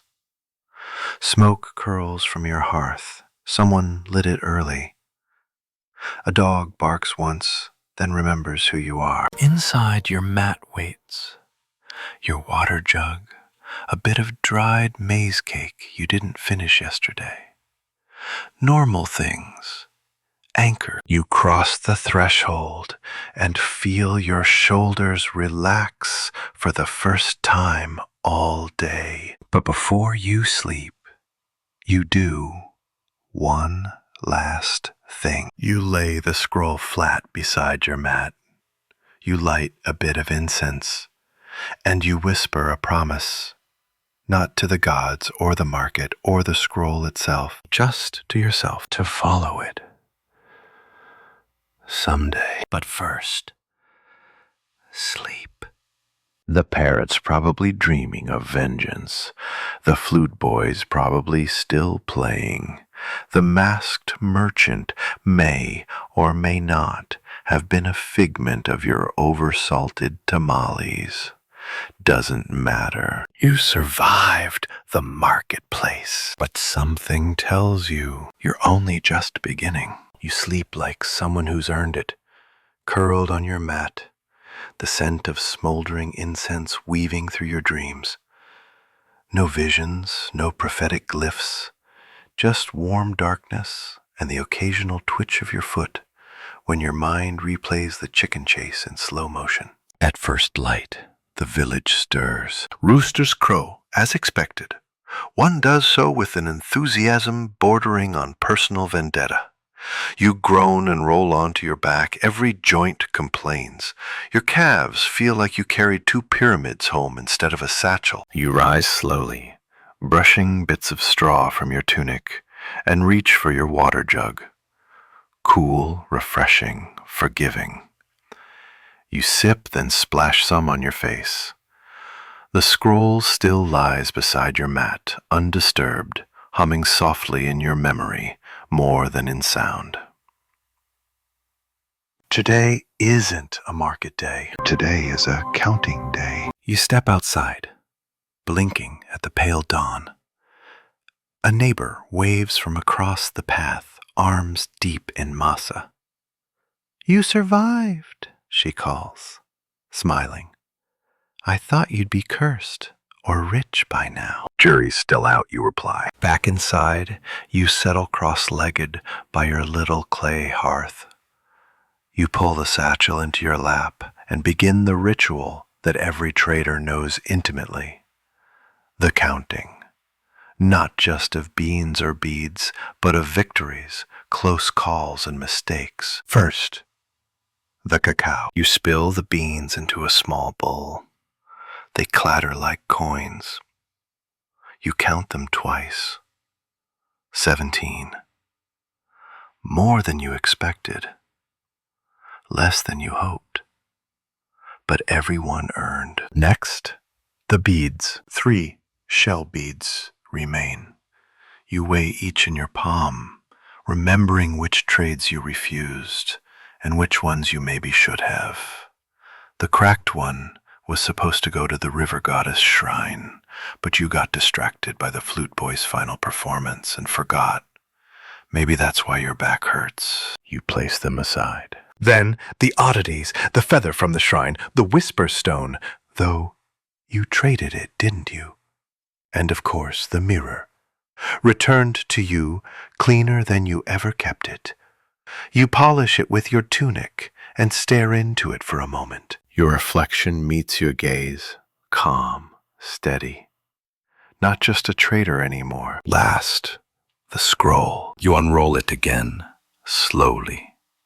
It no longer smells of ink, but of something older, like dust and distance. You still can't read it, but you understand it. Deep down, it's a direction, not a sentence, a path, not a message. You feel it pulling, not today, maybe not tomorrow, but pulling all the same. Somewhere in the hills, beyond the river, maybe deeper, maybe into places without names. Historians still debate whether ancient traders were just economic agents, or if they doubled as explorers, seeding new routes, spreading stories, and sometimes vanishing into the myths they helped carry. There's no footnote for how often trade turns into pilgrimage. Your counting is done. You rise and tuck everything away. You wrap the scroll in a clean cloth and place it in the jar where you used to keep emergency tamales. Sacrifices must be made. Outside, the village is already baking under the morning sun. Children run through puddles left from last night's rain. A woman hums as she threads feathers into a headband.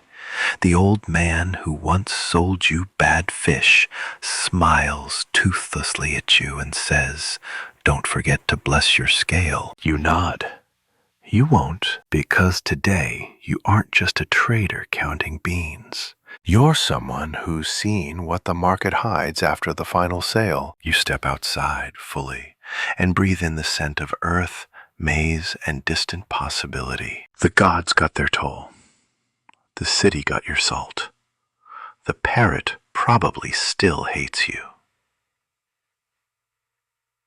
But you got out. You counted your beans in the dark and found more than you expected. The days after market day always move slower, like the air itself has decided to take a nap.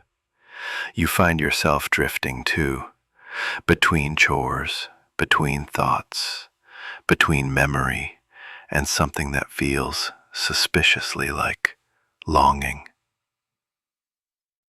You shell corn without really thinking. You sweep your doorway twice, though there's no new dust. When you fetch water from the cenote, you linger a bit too long by the carved snake head at its edge, wondering if it's watching you, or waiting. But it's the scroll that keeps humming in your mind. You've hidden it well, tucked into a clay jar behind your stacked mats, beneath an old weaving no one's looked at since your cousin tried and failed to sell it as rare storm fabric. Still, it calls to you, not loudly, but like the smell of something baking far away, and suddenly you realize you're starving. You try to ignore it. You fix your sandals. You rewrap your salt pouch for next market day. You tell yourself that what you really need is to improve your sales pitch. Maybe borrow a monkey, a well-trained monkey with dramatic flair. That could boost visibility. But the moment you sit down with your tamale lunch, the itch returns. So of course, you go to the scribe. He lives near the edge of the village, beneath a sagging thatch roof, and a flock of chickens who behave like security guards. His door is painted with glyphs you can't read, but you knock anyway, twice. He opens it on the third. A man in his 50s maybe, or 60s, possibly 200. It's hard to tell. His beard looks like someone tried to weave it, then gave up. His tunic is stained with ink, his hands stained with time. "I brought something," you say. He squints. "Is it cursed?" "Probably." He grins.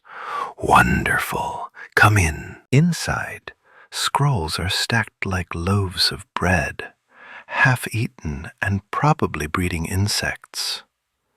A quill twitches in a cup by itself. A monkey in the rafters watches you with judgment and possibly legal authority. You pull out your scroll and set it on the table. He pauses. His smile drops. "Where did you get this?" "Traded for it," you say. "With what?" "My worst whistle." He grunts. "You underpaid." He unrolls it slowly, reverently. His eyes move across the glyphs, pupils twitching like fish beneath still water. He nods. Then he stops, frowns, runs a finger over one section, grunts again. You wait. "It's not just a map," he murmurs. "I was told that already." "No, I mean, it's not a map in the way maps usually are. It doesn't tell you where to go. So what does it do? He looks at you. It decides if you should go. You frown. That's not helpful. He shrugs. It's Mayan. You sigh. So it's a riddle. Worse, he says. It's a test, a personal one. It reads you, sees who you are.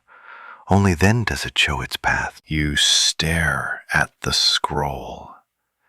It stares back. How long will it take to read it fully? He leans back, scratches his beard, and knocks over a gourd that spills something you hope was once food. For most, weeks, months, lifetimes. And for me, he eyes you. You brought it here. That's the first answer. Now it wants another. You think for a moment, then ask, will it help me trade better? He laughs. Only if you're trading your soul. Great. You roll up the scroll and tuck it back into your satchel. On your way out, the monkey drops a small seed on your head. You take that as a blessing or a warning. Back home, you place the scroll on your mat and stare at it for a long time. Then, on impulse, you light a small offering of crushed cacao and a bead. You whisper, I'm listening. Nothing happens. Then again, maybe it already did. Later that night, just before sleep wraps around your shoulders, you dream of rivers that flow uphill, of staircases that fold inward, of markets where traders speak in glyphs and gods come to shop for memories. And in the center of it all, the scroll, unfolding like a road.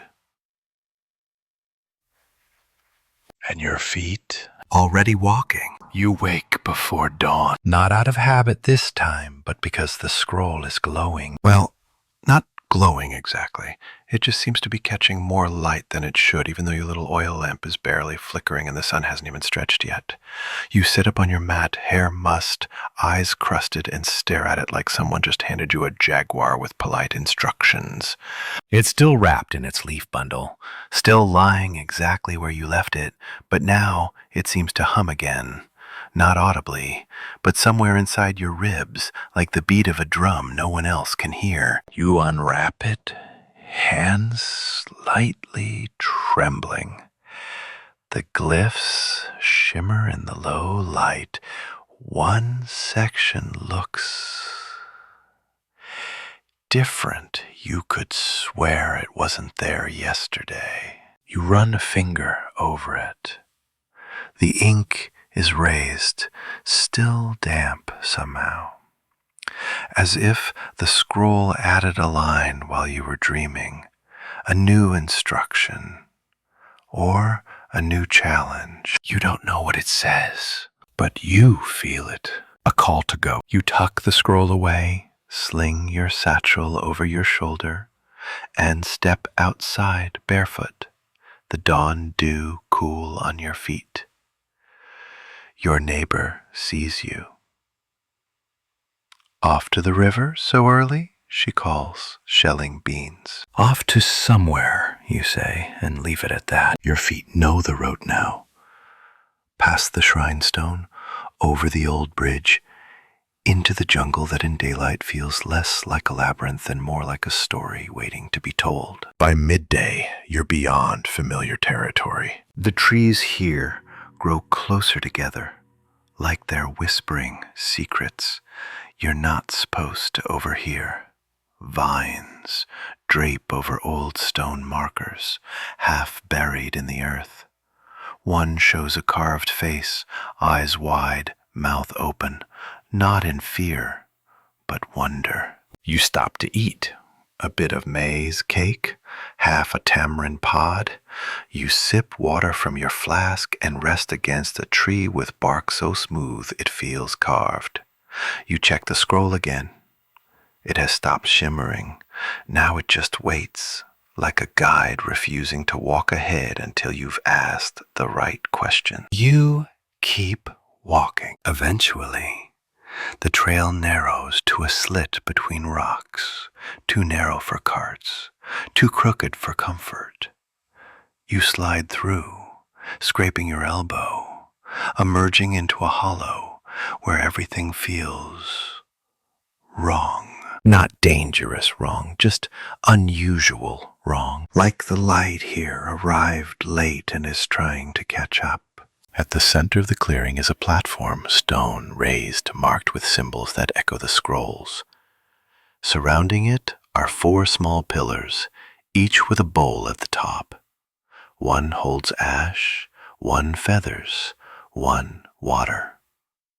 The last is empty. You step closer. Without knowing why, you reach into your satchel and pull out a cacao bean. You place it in the empty bowl. The platform thrums beneath your feet. The scroll from your pouch unfurls without help. You don't read it. You understand it. This is the place. The scroll didn't just lead you here. It remembered you and brought you. And now, something opens. Not a door, not a temple. You. For a moment you feel every trade you've ever made, every word you ever bartered, every path you chose, and the ones you didn't.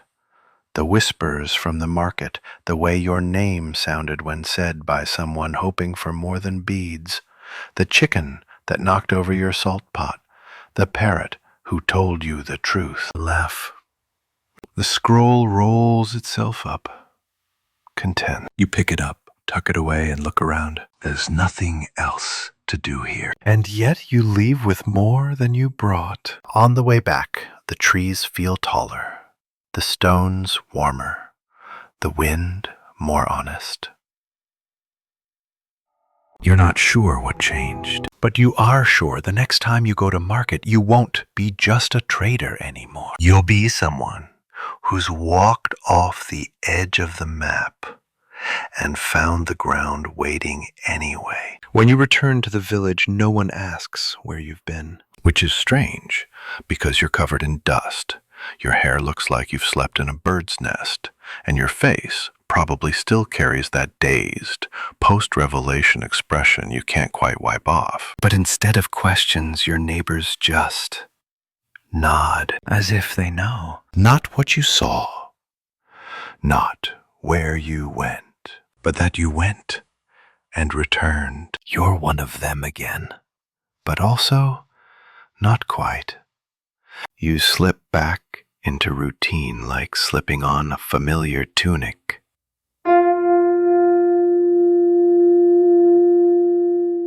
Shelling corn, drawing water, brushing dried mud from your mat. But your hands move differently now, more aware. Like they remember something your mind hasn't fully caught up to yet. You unwrap the scroll that night. No new lines, no shimmer, just ink and lines and the gentle weight of something completed. You roll it up and place it into your old salt jar, sealing it with wax and a small bead for safekeeping. Or maybe to forget. That's how the days pass. You go to the next market, of course. You sell a few new mats, trade salt for dried hibiscus, and even manage to smile when the parrot shouts, "Too expensive," from its perch. You're not surprised to see the flute boy again, now accompanied by a small monkey wearing a hat made from half a gourd. You nod at the stone idol in your usual spot, still grumpy, still watching. Someone asks if you've brought anything rare today. You pause. Then you pull out your mirror. Set it down with a grin. Just the usual, you say. A little reflection, a little mystery. The day unfolds like they all do. Loud, chaotic, full of spices and feathers and arguments over chilly pricing. But you don't chase trades like before. You watch more, listen more. You see the shape of patterns, the rhythm of need and timing. That afternoon, the high priest appears again. Same elaborate headdress, same overdramatic conch performance. But this time, when the chants begin, you know the words. You don't say them aloud, but your lips form the shapes, and your chest lifts at just the right cadence. Across the plaza, you spot the woman who gave you the scroll. She doesn't approach. She just nods. You nod back. One trade, one message. It was enough. Twilight approaches, and with it the shift. You've seen it before, the way stalls vanish into smoke, the way certain vendors switch out their public goods for secondary items. But tonight, you don't stay, not because you're afraid, because you no longer need to. You gather your mat and pouch and leave before the gossip begins, before the moon climbs the temple steps. You walk home slow, savoring the cooling air, the golden hush that falls over the jungle. When you arrive, something waits by your door. A single cacao bean and a feather. No note, no explanation. You smile. Maybe it's a thank you. Maybe an invitation. Maybe both. You pick them up gently and tuck them into the salt jar beside the scroll. You add one more bead, just because. And as you lie down on your mat, eyes already heavy, you murmur something to the dark. Be ready next time, because there will be a next time. The market always returns, and so do the secrets. And now, you're someone who knows where to look. The next morning, something strange happens. You wake up, calm, not anxious about the market, not fretting over salt stock or whether your weaving pattern is last season, not worrying if the flute boy will camp next to you again, just calm, like your insides have finally stopped pacing. You stretch, sit up, breathe in the dawn air which smells like damp earth and faint tamarind. The kind of morning that doesn't ask anything of you, just lets you be. You light a small fire, not for cooking, just to watch it dance. The scroll stays in its jar. You don't need to look at it today. You've memorized its feel, its weight. That's enough. Your neighbor stops by mid-morning, offering dried mango slices in exchange for a song you haven't sung in years. You sing it. She leaves happy. You hum it for the rest of the day. In the afternoon, a stranger passes through the village, a boy no older than 15, with calloused feet and a reed flute tucked into his belt. He's not the flute boy. No, this one's quieter, observant, the kind of eyes that look at maps and think beyond. He stops by your hut. Is this the home of the one who traded for the scroll? He asks, with the gravity of someone twice his age. You raise an eyebrow. It might be. He nods, then digs into his pouch and pulls out a stone. Not like yours. This one is carved, deliberate, etched with a spiral that almost moves when the light hits it. She said to give this to you, he says. Who? The woman with the shawl that moves like water. Of course. You take the stone carefully. It hums faintly in your palm, but not in the same way. This one feels like potential, not memory. He bows, then turns to go. Wait, you say. Do you want something in return? He thinks, then smiles. Tell me a good trade story. So you do. You tell him about the chicken, and the parrot, and the whisper stone. You leave out the scroll. Some stories aren't meant for everyone. He laughs, thanks you, and walks away. Just another traveler who may or may not be real, depending on who asks. That night, you sit with the stone by firelight, turning it slowly. You think about how the market's changed, or maybe how you've changed. You think about how everything began with simple salt pots and folded cloth, and ended with stars in your bag. Historians still argue whether Mayan traders were just vendors or if they were unofficial priests of a moving faith, one rooted not in temples, but in exchange.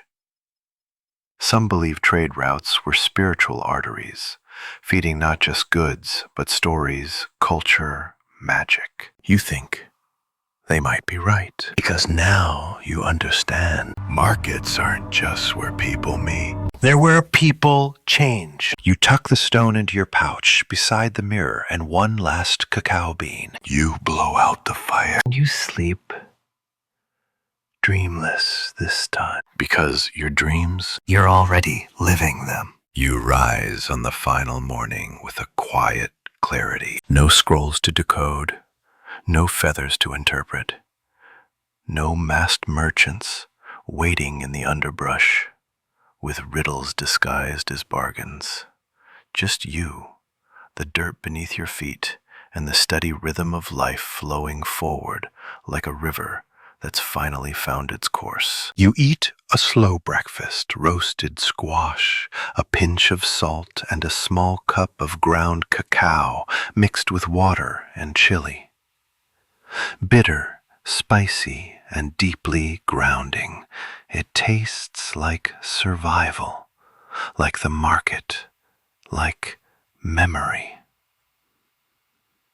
You step outside, breathe in deeply, and let the jungle greet you, not with spectacle, but with simplicity. A hummingbird zips past your ear like an impatient courier. The ceiba trees stand tall, still rooted in myth. A breeze combs through the leaves and wraps around your arms like a worn shawl. The market is 2 days away, but you're not thinking about sales. You're thinking about value, not the weight of beads or the brightness of dye, but the kind of value that lingers, what a whispered story can cost, or what a mirror knows when it stares too long. The kind that can't be counted with cacao beans, but still changes you. You unpack your satchel, not to sort, but to reflect.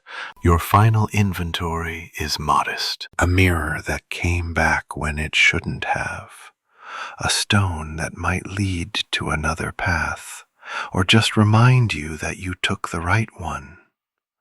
A feather from a shrine that never asked your name. A scroll that doesn't hum anymore because it no longer has to. And a single cacao bean, untraded, untouched. You hold that last bean in your palm, small, glossy, fragrant, worth a tamale, perhaps. But today you don't sell it. You don't trade it. You don't tuck it away in a pouch of maybe later. You plant it right outside your door. You dig a small hole with your fingers, drop it in and cover it with warm earth. A promise to the gods, a gift to the soil, a reminder that not all things need to be bartered. Some things you give without expectation, and maybe, just maybe, that's how all the best trades begin. Inside, you unroll your mat, set your pouch gently beside it, and lie down. You stare at the ceiling, at the way the morning light paints long shapes across the thatch. You survived the marketplace. You made it through the trade squabbles, the ceremonial chaos, the gossip gauntlet, the jungle gauntlet, the legal gauntlet, and that time you nearly sold a cursed whistle for a suspicious mango. And somehow in all of that, you found something stranger than power, deeper than profit. You found yourself. You are the trader who left at dawn, with a few beads and a cautious smile, and came home with a question that turned into a path. Not every market day ends with a sale. Some end with a beginning. And now, as we leave behind the smoky scent of cacao and the rustle of palm-wrapped trade, let's take one last breath beneath the quiet stars above the jungle. You've made it home. Salt has been sold. The mirror returned. The scroll read, or perhaps simply understood. Whatever wasn't traded that day has been tucked away for another time. And whatever was traded, well, maybe it left you lighter, not poorer. Out there in the darkness, the market sleeps. But not forever. It will return, like all things do, on the backs of tamale vendors, in the beating wings of parrots, in the steady chant of the fire dancer warming his feet beneath temple stones. You, though? You've done enough for one day. You've earned your quiet. Let the last sounds fade.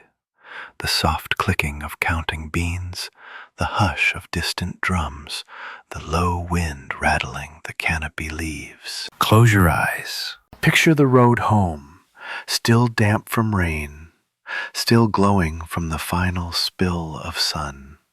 Let your breath slow. Let your thoughts settle, like dust on the steps of a pyramid.